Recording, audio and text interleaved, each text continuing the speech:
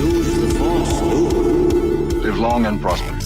I was going into Toshi Station to pick up some power converters. Lilu Dallas Multipass. Shut up and take my money. By Grabthar's hammer, what a saving. One does not simply walk into Mordor. X never, ever marks the spot. Winter is coming. You're a wizard, Harry. Stay a while and listen. Hey, old Kermit the Frog here. Bow ties are cool. So say we all. This is a Play on Nerds. Welcome to episode 140 of the Play on Nerds flagship podcast. I'm one of your hosts, Jarman. And I'm the other guy, Steve, and we're here to co-host the hell out of this. That's right. And if you're a regular listener of our podcast, you'll know by now that we have finished our run of the Sappy Crap podcast, and now we will start putting out the regular or Play on Nerds podcast into rotation with our other show, Muppet Trek, which I hope you're also listening to. And Steve, what are we talking about today on the episode?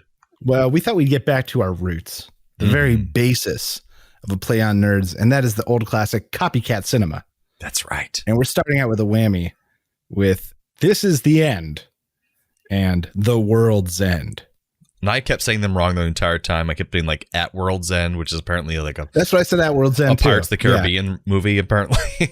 Yes, apparently. Unfortunately. But the copycat cinema, if you don't know, folks, is basically when a movie came out the same year and was a very similar premise. And these two definitely fit that bill as like... And in this case, even a similar title. Yeah, it's a little too similar. Exactly. So as we start out every episode of a Play on Nerds, if you're not familiar, we just do a little quick check-in with each host to see what we've been up to for the past week. But now we can do whatever we want. So Steve, what have you been up to? I've been working like crazy. Oh, baby. Just some busy deliverables at work, but it's finally calming down a little bit. It's been a little nuts. Well, that's good.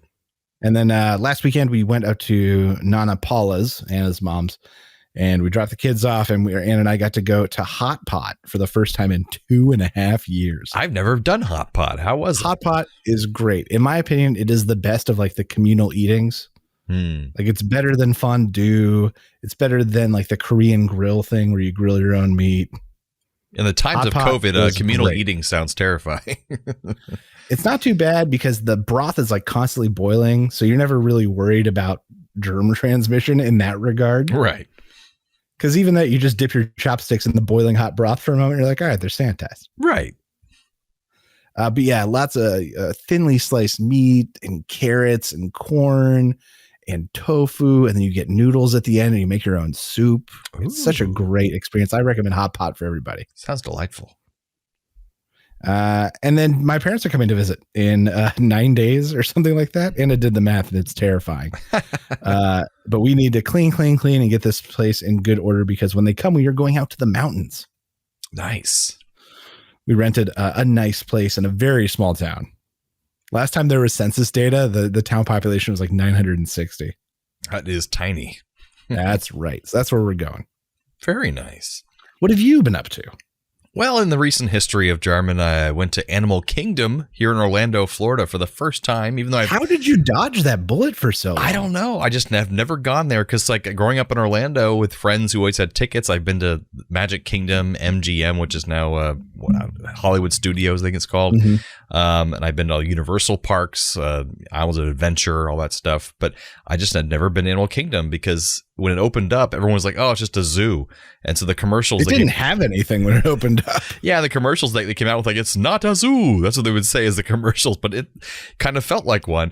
But it's a zoo. But now it has lots of rides. It's got the Avatar stuff there, which is interesting. So I went there for the first time and I went on one of the Avatar rides. It was fun. And I got to see the animals in safari and it was a good time. And I'm currently directing a short play for a collection of short plays performance starting in March. It was delayed because of Omicron for a whole month. So I'm hopefully getting that up and running in March. And I've been doing I'm a voice actor for those new listeners out there. I'm a voice actor, so I've been narrating a lot of videos for both the Slash Film and Grunge YouTube channels / Facebook watch channels. I've been doing that a lot recently, and editing and narrating a lot of romance novels. That's what I do for a living. So I've been pounding those out like crazy, trying to make the good money and have fun doing it. And I've been reading way too many. I don't get time to read any actual books these days besides supernatural romance novels. So that's what I've been doing with my time. He's very well versed in werewolf porn. I am very well versed in werewolf porn. But yeah, and I think that takes us to a little bit of nerdy news. It's time for Nerdy News.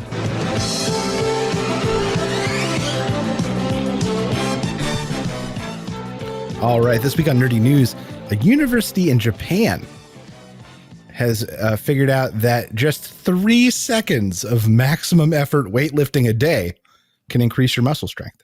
3 seconds. And 39 students, and then another like 15 students did nothing as the control. 39 students did 1 3-second maximum effort muscle contraction daily for 5 days a week for 4 days with 2 recovery days. And at the end of it, they found that each participant showed as much as a 10% strength increase in that muscle contraction, despite the fact only giving 3 seconds of maximum effort. That's a lot. And so I've decided that's how I'm going to work out from now on. The thing I got from the story, the best part of it that you just said, was that there are 15 students who got to make some money off this study who did nothing. Who did nothing. If anything, they were probably told, like, you can't do more than 3 seconds of muscle contraction for maximum effort daily. Like, you really just have to lay low. And we will pay you for that. So even 3 seconds makes the difference, folks. That's impressive. I like it. Well, that's some great nerdy news there, Steve. And I think that takes us to our main segment where we're going to do a copycat cinema. Copycat cinema. Of This Is the End and The World's End. I got it right. Just barely. Yeah, that's right. All right. So I'm going to start by doing a quick summary of This Is the End. Then we'll summarize your movie. We'll compare, we'll contrast, and then rip them apart. Sounds good.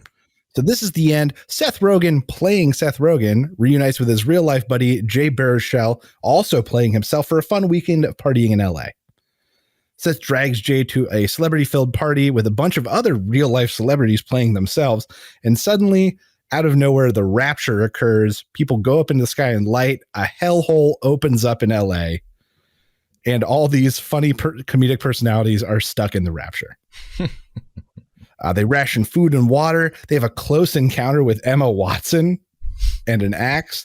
Craig Robinson eventually goes out to find supplies, but then runs into a demon. They tunnel through the floor to get to the water below, only to have Danny McBride have to be kicked out of the house for overdoing it on the water. Jonah Hill says sweet, sweet prayers and then is sexually assaulted by a demon. They're isolated. They're rationing. Multiple people begin to drink their own urine. Jay and Craig draw the short straws and have to go out for supplies. They run into a demon. Meanwhile, Jonah gets possessed by the demon that sexually assaulted him. The house catches on fire. They have nowhere to go. They hop into James Franco's Prius, but there's a demon in the way. Craig Robinson gives himself up to save the group and gets zapped up to heaven. What a guy. As he's finally redeemed himself. That's when they realize they too can be redeemed. They run, but they get run off the road by cannibals who are being run by Danny McBride, who is now a cannibalistic warlord and has Channing Tatum as a sex slave. James Franco tries to sacrifice himself, almost gets zapped up, but gives everyone the finger, and God says, nah. He gets eaten. Jay and Seth make a run for it. They're about to get attacked literally by Satan, I think, when Jay gets zapped up to heaven after they forgive each other, tries to take Seth with him, but can't. Seth lets himself go, which redeems Seth. So they both get to go to heaven, and they cut off the devil's penis. They get to heaven where there's weed everywhere and it's a giant party. And suddenly the Backstreet Boys are there and it ends on a musical number. And that is This Is the End. Can I just say that was such a wonderful, fast summary. And I tried to summarize as fast as that, but you did a great job. For me, I just have to decide what I don't care about. Right. More than anything. Well, now we have The World's End, which will be the third movie in the so-called Cornetto trilogy, starting with Shaun of the Dead, then Hot Fuzz, and then here The World's End. So we have Gary King, played by Simon Pegg, is an immature and alcoholic 40-year-old who can't get past the glory days of his teenage years with his pals Oliver, Stephen, Peter, and Andrew. And they have all moved on to have good jobs and some families, but he's on a mission to round them all up and finish what they didn't quite complete as teenagers, the Golden Mile, a pub crawl of 12 pubs in their hometown of Newton Haven, the last pub being the World's End. So he finally manages to convince them all to attend with some lies involved, including saying that his mother just died to gain sympathy from them. And once they're in Newton Haven, they start the pub crawl, and Gary shows just how little he's changed. He has the same car. He remembers every detail from their collective childhoods. And they're like, why does he remember all this stuff? So the first couple of pubs go off without a hitch, really, except for the bartenders not recognizing him and a little tiffs and annoyances with his friends. And they also run into Oliver's sister, Sam, who both Gary himself and Stephen used to have a crush on. And by the fourth pub, Gary goes to the bathroom only to get into a fight with a teenager that he accidentally kills, but it turns out to be an android with blue blood. So the other guys go in to find him after he hasn't been back for a while, and they yell at him because they found out that his mother isn't really dead. He lied about that, but they end up having to fight a whole group of teenager androids. So once they win their battle with the androids, they decide they should probably continue with their pub crawl to not arouse suspicion from the townspeople who might also be androids. So at the fifth pub, they run into their old friend who used to be their drug dealer hookup in high school, and he is apparently still a human, and he tells them that the androids are here to make things better for everyone, but he strangely gets called off in an ominous fashion. So the sixth pub, they run into Sam again, the sister that they have a crush on, and she's unknowingly with two twin androids who they defeat in a battle, and they head to the next pub with all of them together, which has since been turned into a dance club. And Steven learns from the old town kook that the androids are trying to make some conglomerate network here on Earth, and all humans that resist them are then turned into androids and replaced. So at the next bar, the androids and Pierce Brosnan as an android try to convince them to fall in line, and they find out that Oliver has already been replaced by an android, and they fight them all off in an epic battle sequence. Gary sends Sam off in her car so she can get away safely. Peter gets captured after killing the android of his old bully from high school. And then Stephen and Andrew want to take Gary's car to get out of town, but Gary insists on continuing the bar crawl. Gary runs the second to last bar with Andrew chasing him. Andrew finds out that Gary has recently tried to kill himself, and that's why he's recreating these happy memories, and that's why it's so important to him. Androids start attacking the bar, but Steven crashes through the wall to save them in Gary's car. Steven is overwhelmed by androids, so Gary and Andrew run to the final bar, the World's End. Once there, as Gary pulls the lever to pour his last beer, it activates an elevator which takes him down to where all the androids are gathered. They speak to Gary in a collective voice, played by Bill Nighy, trying one last time to convince him to join them, even using an android version of himself as a younger teenage form to persuade him. But Gary rips the android's head off, and he and Andrew drunkenly convince the androids that Earth will never be conquered. At that moment, Steven falls in from above, who's still alive, and they all escape together as the aliens abandon Earth completely. But this causes a giant pulse explosion. But luckily, Sam got lost trying to leave town, so she comes back to save them. They drive off, but the explosion causes all technology to stop working on Earth, sending it into the Dark Ages again. And eventually, the android copies do wake up again, and they try to live the lives they used to have when they were human, including Oliver and Peter. Sam and Steven end up together in a remote cabin. Andrew seems to be living in a peaceful human settlement somewhere, and Gary seems to be the gang leader of a group of mindless androids. So that is The World's End. I think that was pretty succinct too. All right, cool. Yeah, it wasn't too bad. So before we talk about why mine's clearly better, let's talk about similarities between these two films. Oh yeah, let's do it. Well, they're both about post-apocalyptic events, or apocalyptic events rather. That is a very true, like the biggest one that made these things copycat cinema, of course. They both feature characters you think are just dead and gone, but come back in some fashion on a couple of occasions. Yeah. Okay. I like that. Danny McBride, and then what's his face? I can't remember the character's name. Gary? Gary, maybe? Oliver is one of the androids. Oliver. Yeah, there you go. Both are about getting the gang back together. Very true. It's about getting all these friends together. Seth getting back together like old times, and everybody what's his face reliving his past. Yeah.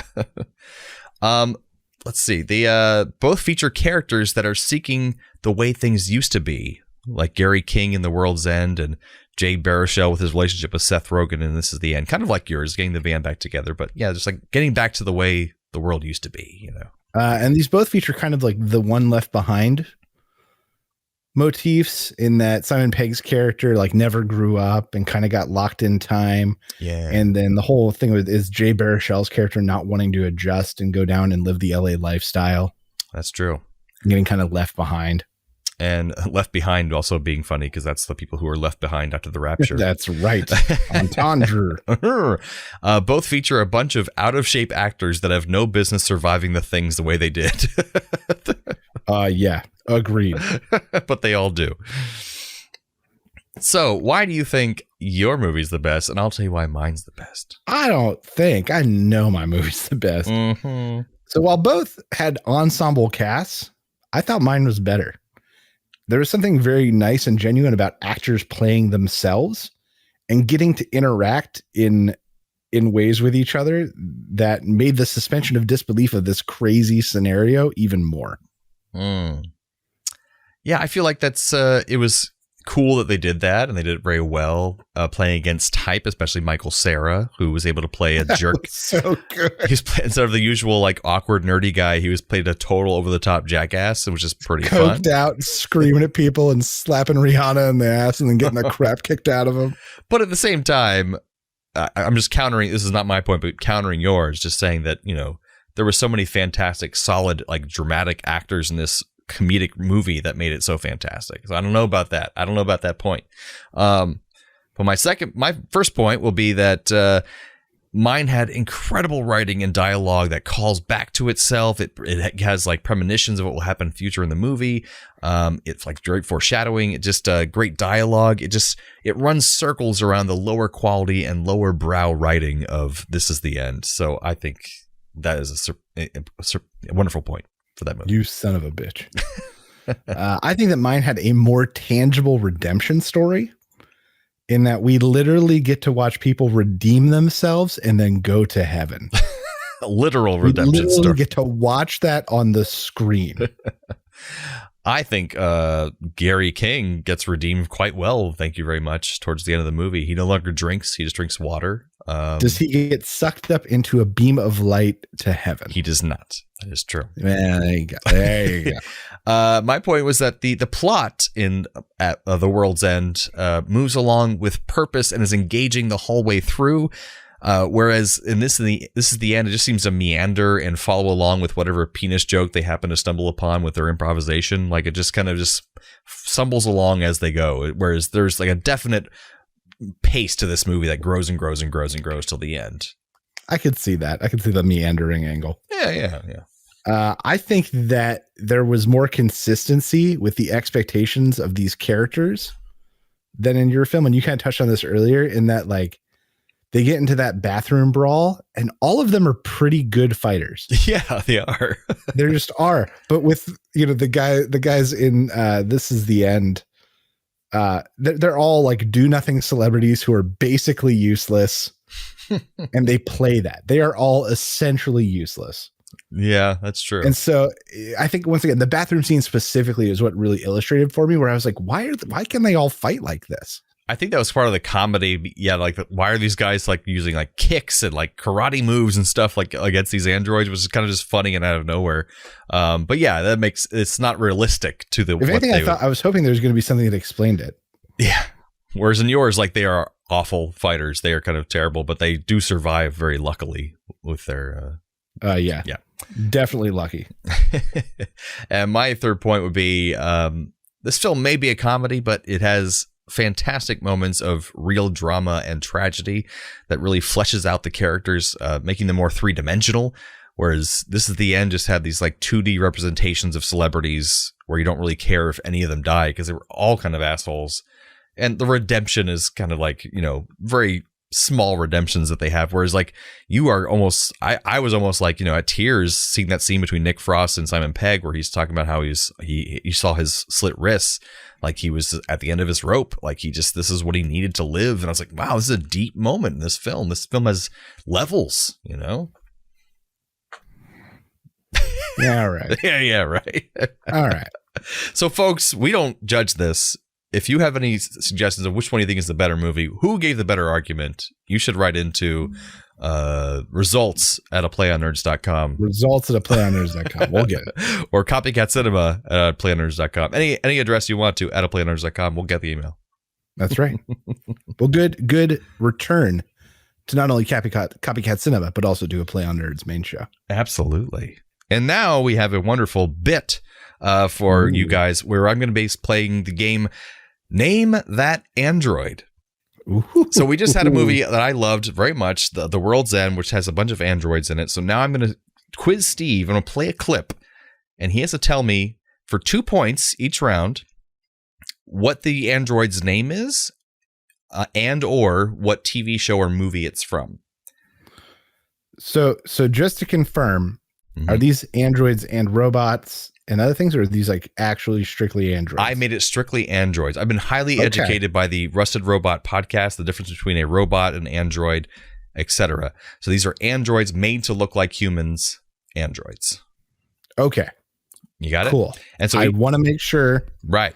I Totally understand. fair. And for each clip, it's a Rusted possible Robot. 2 points for each clip. You can get 1 point for just naming the movie or TV show. You get 1 point for actually naming the name of the robot, or sorry, android. So are you ready, Steve? Let's do it. All right, here's number one. Let's get some are easy, some are hard. Okay. My positronic brain has several layers of shielding to protect me from power surges. It would be possible for you to remove my cranial unit and take it with you. That's Data from Star Trek: The Next Generation. Perfect. So you got 2 points. Yes. All right. My Data. And you did very well, but make sure you listen to the clip all the way through before you answer. Okay. So here's number two. I didn't say anything. No, you did. You're perfect. I'm saying make sure you do that. Oh, okay. All right, I did that. You did great. So here's number two. Humans are odd. They think order and chaos are somehow opposites and try to control what won't be. But there is grace in their failings. I think you missed that.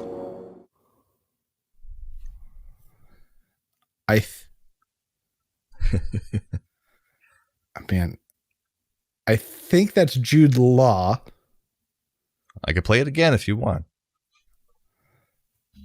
Yeah, play one more time for it. Play one more time. All right, here we go. The name is right on the edge. The actor's right on the edge of my brain. And listen to context too. I know. Humans are odd. They think order and chaos are somehow opposites and try to control what won't be. But there is grace in their failings. I think you missed that.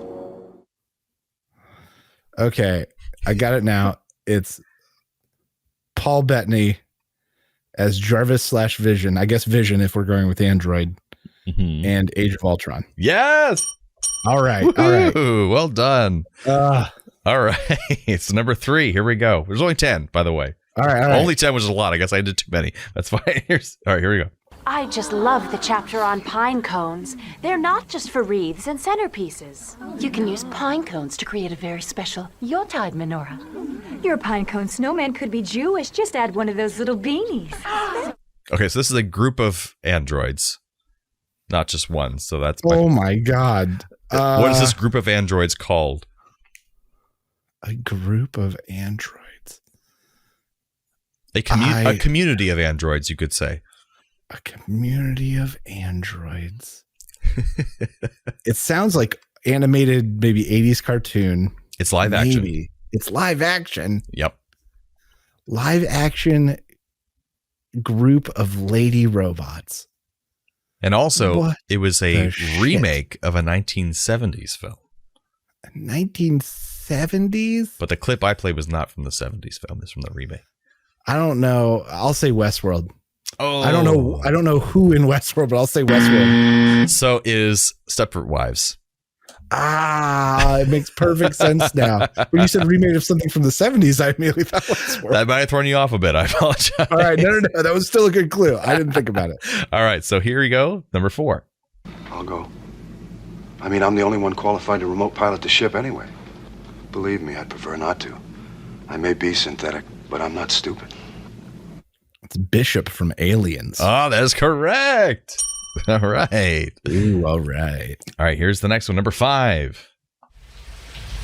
I've seen things. You people wouldn't believe. Attack ships on fire off the shoulder of Orion. Is that Deckard from Blade Runner? Well, the second part's right. I don't know the character name, so I'm not going to try. That's right. You got 1 point. It's Roy Batty, who's the villain from Blade Runner. Correct. I can see him in my head. Yeah, the blonde dude.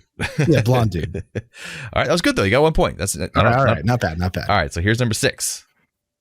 Yes. I downloaded every known medical textbook into my memory. I studied them. That's how I came up with these drawings. I know they're very primitive and not entirely complete, but that's why I need you to fill in the mechanical gaps, Rupert. I'm gonna say I don't know the character's name. Robot from Bicentennial Man.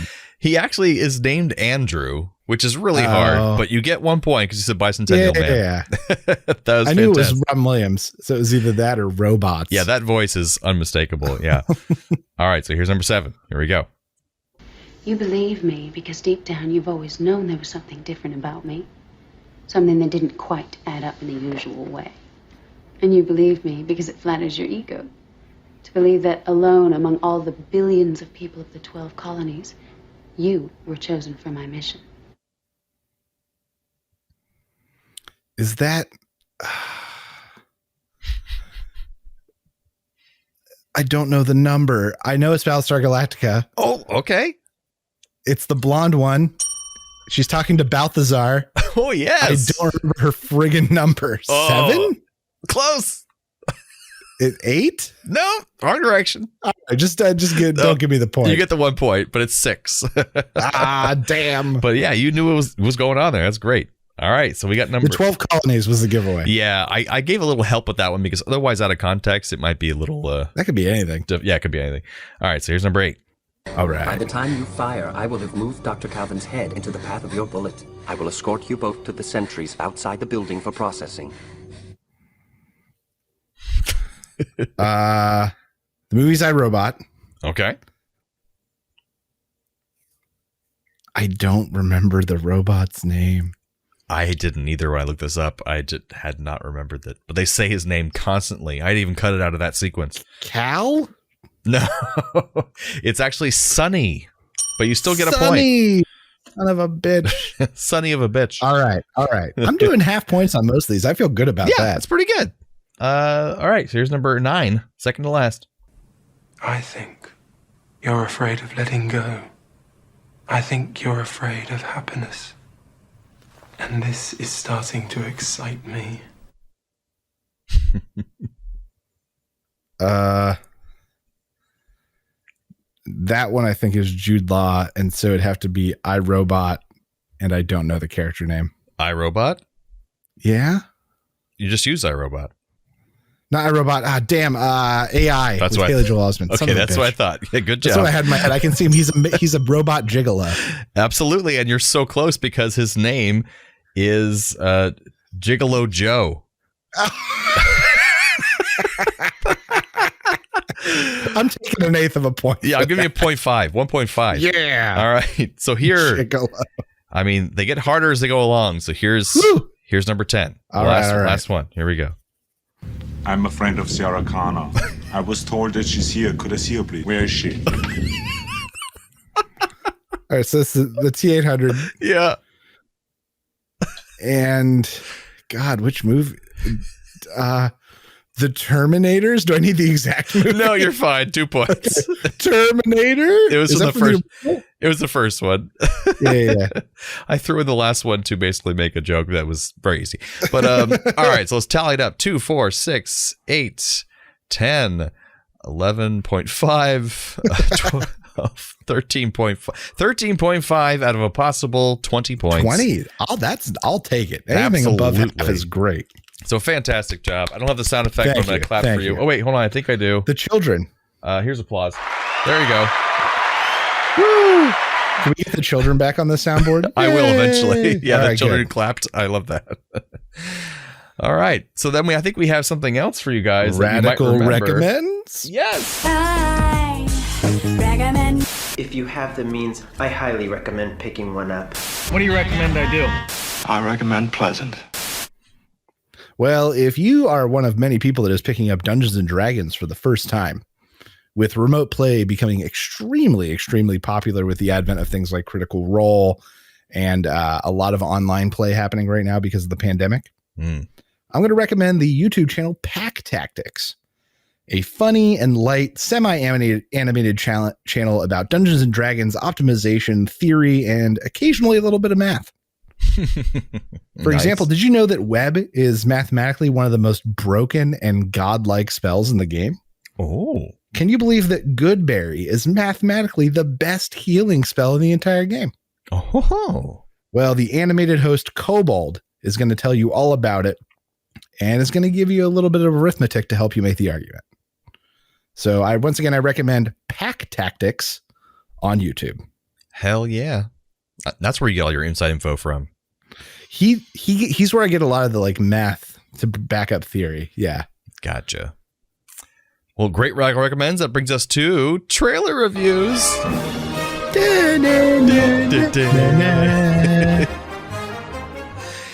So this week, I decided to pick out two that seem pretty interesting going around, which is Uncharted and the Adam Project. So I think first we'll talk about Uncharted. Before we talk about the trailer, I have a history of this game. I played all the Uncharted games except for the newest one, the fourth one. I loved the death of them. They were just like playing a movie, basically. And there's a lot of fun. Like they had motion capture for all the cutscenes. It's fantastic. And they're finally making hopefully a successful video game movie. For God's sake, it's about time. With Tom Holland playing a younger Nathan Drake. And this is the final trailer before the movie comes out. So, Steve, what do you think of it?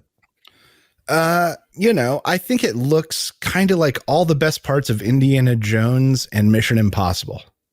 I could see that. And my only fear is that it'll be over the top, but maybe that's supposed to be the way it is. I have never played the games. I've heard a lot of good things about them, both from you and from the community at large. But this just feels kind of big and like Indiana Jones with less credibility. Yeah, I think less gravitas because it hasn't been around as long. But I think I like the direction they're taking it because the game itself was snarky and silly at times because the character is very snarky. But then now that's even younger Nathan Drake, the lead character, he's even more silly and fun. And that could be a good thing because a lot of the video game movies that have failed took themselves way too seriously and they weren't good enough to be that serious. So I like the idea this one might be a little more goofy with like the whole Mark Wahlberg and Tom Holland dynamic. I don't know, but I'm very hopeful. But the game was full of adventure and good stories and history and puzzles, and it just was. It was chock full of good things for movies, so I hope they don't screw it up. That's basically what I'd say. But watch the trailer; it's good. Okay, so I think on a rating scale, I'm going to give this one Raul Julia, dressed up as Indiana Jones at the theater opening night, and goes, "What is this? Not an indie film?" I will give one Raul Julia with 3 Gary Buseys in his briefcase, saying, "This one might be deserving of 3 Gary Buseys. We'll see." Okay. But he just keeps them in a Are they like foldable Gary Buseys in this scenario? They're inflatable. Are they really little? They're inflatable Gary Buseys. Exactly.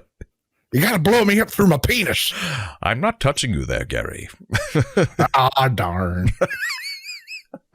All right. And the other movie is one coming out on Netflix, but it has a great trailer from the Adam Project with Ryan Reynolds and a young kid actor. And he looks like he's going to be a time traveler who comes back in time to meet his young self as a boy in 2022, our current year. And hijinks ensue. What did you gain from this trailer? What do you think was going on? I don't know. Because there seems to be bigger implications than just Ryan Reynolds time traveled to meet his younger self. There seems to be some sort of enemy force. Maybe it's some sort of time cops. Right. But maybe it's some sort of interceding force that has to stop Ryan Reynolds' younger self from finding his father, who's played by Mark Ruffalo, who's maybe missing in this timeline. Mm-hmm. There's some lightsaber looking thing that I guess looks okay, but really just looks like a lightsaber. It's two-sided, like, Darth Maul style. No, but at one point he's holding it, I think just one-sided. I think it's just the cropped image. That's true. The cropped image does it, but even in the trailer. So I don't know. I'm always on for a good sci-fi thing, but Netflix has produced so much stuff that there are a lot of misses. Right. And so it's hard for me to feel assured about this. I at least have some possible hope for this because it was based off of a book that was very popular. And so they adapted it to this. It wasn't just some random thing they developed for Netflix. So it makes me a little hopeful because the book did well. And I think it's a unique, cool idea to have it being the kid that he's meeting who's himself. Like, I don't see that a lot. That's going to be, it's a kind of a new idea. He's working with his past self in our current time to solve this problem. So it seems interesting. I'm definitely intrigued. And since it's on Netflix, I like the idea that it's free. So, well, yeah, it's true. That's kind of nice. But yeah. So I'm going to give this one 2 Gary Buseys in their bathrobes doing a pretend lightsaber duel with 2 like dowels. And then Raul Julia comes in and goes, "Come on, kids, we're going to go see an Uncharted Indiana." Oh, let's go, Dad. And I'll give this 2 Gary Buseys talking to Raul Julia saying, "No, wait, we got to watch this movie first called The Adam Project on Netflix. I have to go to the dentist, but that's important. Hold on, Raul Dad." Well, with that, I think that brings us to the end of the return episode of the A Play on Nerds show number 140. That's right. Just like we've always promised you over and over again, we will keep on coming back and being your nerdy co-hosts as long as you keep coming back and being our nerdy audience. Thanks again, Internet. Stay nerdy, my friends. Thanks for listening to A Play on Nerds. Find all of this content and even more nerdy news, reviews, and fun at www.aplayonnerds.com. Be sure to like us on Facebook and follow us on Twitter so you know the exact second we release new podcasts, articles, and other nerdy content. We know you're impatient. Subscribe to us on iTunes, Podbean, Buzzsprout, Podomatic, and whatever the hell else you use. Also, please leave us a rating and review on your chosen podcast platform so we can be discovered by even more nerds like yourself. However you do it, check us out. And how.